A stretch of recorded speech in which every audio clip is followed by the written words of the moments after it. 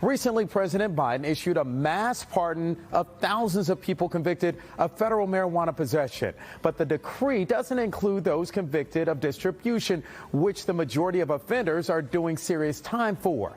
NBC6 reporter Ryan Nelson begins our look at the impact this executive order can have on our community and the country. Criminal records for marijuana possession have led to needless barriers to employment, to housing, and educational opportunities. Biden using this pin to wipe out these prior federal convictions for an estimated 6,500 people from 1992 to 2021 and thousands more who live in the District of Columbia. Democrats are looking at tough elections in a few weeks. NBC6 political analyst Carlos Curbelo says the move stands to rally the Democrats' base, but says it won't do much for the president's usual opponents. This is an issue that Democrats think can galvanize, can motivate those young voters to go to the polls and say, look, the laws are changing in a way that we agree with. Obviously, very conservative voters won't agree with this decision. Candidate Biden in 2020 promised to take action on marijuana convictions. The president and advocates say these convictions lead to real-world barriers and jobs and housing that have a greater impact on minority communities. Black and brown people are arrested, prosecuted, and convicted at disproportionately higher rates. The president is urging governors to grant similar pardons, something he can't do on his own, says criminal defense attorney David Weinstein. What the president is doing is encouraging state officials to act in a similar fashion and commute those sentences. The Biden administration is also reviewing whether marijuana should still be classified as a Schedule I drug like LSD and heroin. And if the federal authorities take marijuana out of Schedule I, it will no longer be a federal offense to possess marijuana. Ryan Nelson, NBC6 News. Joining me now to talk more about the relevance of the pardon plan are two men who are on the front lines of the issue. Dr. Hervé Damas, founder of Damas Wellness, and activist C.J. Staples of Dream Defenders. Welcome to the show this morning. Thank you. Thank you. You got it. I've had both of you on talking about this issue for quite some time. So I want to get your take, Dr. Damas, to start with you. Your take when the president came down with the pardon. Well, first thing I thought was, let's go, Brandon, right? Just co-opting that term and using it positively, because it's something that the majority of U.S. citizens have been polling positively for a number of years. We're looking at somewhere between 70–80%, depending on the demographic and when you take the polling, that people want marijuana legalized. And then we look at some of the damage that's been done that's been well documented. So the first thing I thought about was, this is something we've all been clamoring for. It's a first step, but it hasn't opened the floodgates. There's much, much more work to do. And I see CJ shaking his head. Your thoughts, CJ? No, I completely agree. You know, just it's a good first step. It's a good conversation starter, right? The reason why we're here today. You know, but it's absolutely not a silver bullet by any means, right? Like, I mean, the White House even admitted that this pardon is not actually releasing anyone from prison because of, you know, these marijuana convictions. So, you know, obviously it's going to allow people to get jobs and housing, and that's an amazing benefit, but there does need to be more. More needs to be done. Dr. Damas, I want to know, considering the effects that marijuana has on the body, so was it ever looped into the Schedule I category when fentanyl and cocaine are Schedule II narcotics? I want your thoughts on that.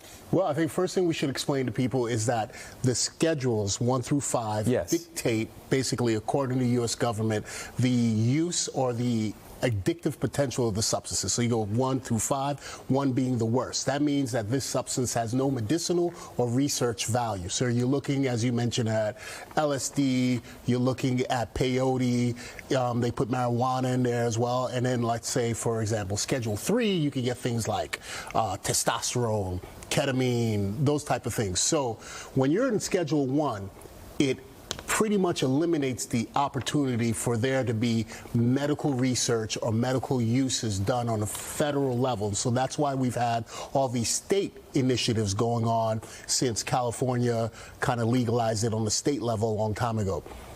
What it does to physicians like myself, for example, it stops us from being able to do research, to get grants and funding for research when it involves marijuana. It stops us from being able to incorporate it into our medicinal practices on a federal level. Insurance companies won't acknowledge it. The VA won't allow or pay for it. So it puts a lot of barriers and limitations to something which in other countries they've been able to do research, and they have a great amount of knowledge that's come out, a great amount of data that's really like enthusiastically kind of saying this is something that's good. We just haven't had the opportunity in the U.S. So with that said, CJ, you touched on it a little bit. You talked about more needs to be done.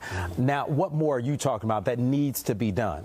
I mean, I would say, first off, just completely deschedule it, marijuana. I mean, the data is there, like you said, on an international level. I mean, the DNA and the biology of an American is no different than a Swede or an Australian, right? So, what works for them, medicinally should work for us as well. So, yeah, completely descheduling it altogether, and being honest about why it was placed in that position in the first place, right? Because we can sit here and talk about, how good this can be for the country, how good this can be for just people in general around the medicinal properties, but we also need to talk about, why it was set in place in the first place, and who it affects more than anyone else. Yeah, we know who it affects more than anyone else. And Dr. Damas, so you're a marijuana-based wellness business, and even though 19 states have legalized recreational marijuana use and 38 states have provisions for medicinal use, it is still not federally recognized, making building business a challenge. So I want to know your thoughts on that, and do you see maybe federally it just basically being wiped out as a federally where it's legally used, especially recreationally as well, because we keep on talking about medicinal use, but recreationally as well, because they'll make things a little bit more simple. Well, one of the things we like to say in the industry, instead of using the word recreational, we like to use the term adult use, so that we kind of really put parameters on what we're trying to do, which kind of fights against some of the prohibitionists' terms and tactics. Oh, this is a gateway drug and kids are going to abuse it. So we like to use adult use as the term as opposed to recreational. When it comes to the business of cannabis, it's really been a very dysfunctional space. It's been one that's been ripe with exploitation. It's been exclusionary as it pertains to minorities and people of color. Opportunities for funding are very sparse in between. So you have a lot of the challenges that peoples in community of color, the communities that have been disproportionately affected by these prohibitionist policies, have not been able to participate in it. Right? And so, from banking, a number of things, credit card processing, and so if you're not well-heeled or well-funded, it's hard for our community and communities and people of color to get involved in some of the financial windfalls that are taking place. As a physician, I have an issue with our communities not participating on the medical side of it as well because of the stigma, and because a lot of these multi-state operators who are dispensaries that kind of like go from state to state, take advantage of the laws or help draft the laws, they don't really see our community as a place to get involved. So we're continuing to be excluded from the industry on both levels, the financial aspect and the medicinal aspect.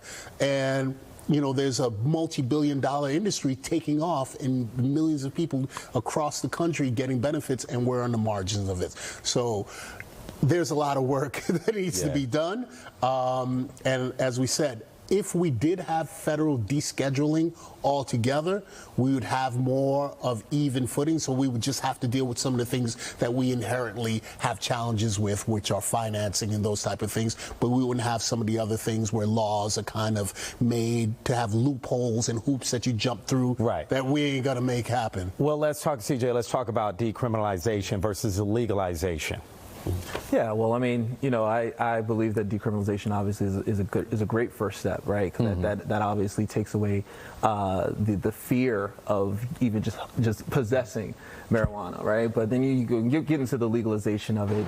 You get the government and regulation and like you said, all the different loopholes, right? Like there's certain states where you have to have been growing for a certain amount of years before you can even open up a dispensary. And most people in these marginalized communities, we're not growing, right? They get their supply from someone else. So yeah, I mean, complete legalization will open up the floodgates and allow for a lot of people who are currently making money in the backdoor alleys of the marijuana trade to make a legitimate business for themselves. And that, you know, obviously there are people in this country who would not want that to happen. So again, we just got to be honest, have honest conversations. Okay, last question. Make it fast. I'm running out of time. What's the bottom line? Bottom line is we still have a lot of work to do. I do believe the governors are the next thing. Personally, from the medicinal side, we need to look at the scheduling of the drug. We need to have access to funds, grants, ability to research, to put some science, some data behind some of the claims that we have, and have a safe, operating, equitable environment for citizens of the U.S. who overwhelmingly want this. All right, well, I just ran out of time, so unfortunately I have to wrap. But I want to thank you both, and I'm sure this is not the last discussion we're going to have. Thank you for joining me. Thank you. You got it.